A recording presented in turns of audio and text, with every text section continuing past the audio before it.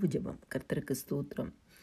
ஆதியாகமம் 49வது அதிகாரம் 25வது வசனம். உன் தகப்பனுடைய தேவனாலே அப்படியாயிற்று, அவர் உனக்கு துணையாயிருப்பார்.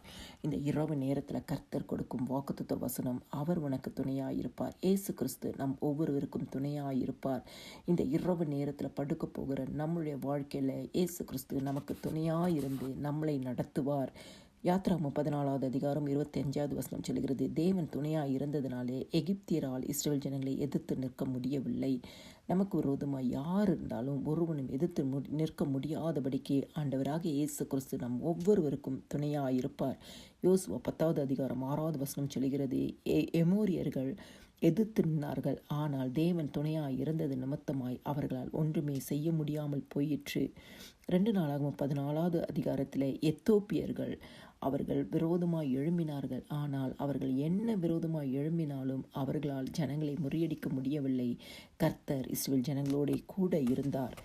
ஆண்டவர் இந்த நாளிலும் யோசேப்போட கூட இருந்தார். யோசேப்பின் சகோதரர்கள் அவனுக்கு விரோதமாய் எத்தனையோ தீமையான காரியங்களை செய்தார்கள், ஆனால் அவர்களால் ஒன்றும் செய்ய முடியவில்லை. தீமைக்கு பதிலாக நன்மையை கர்த்தர் முடிச்சூட பண்ணினார்.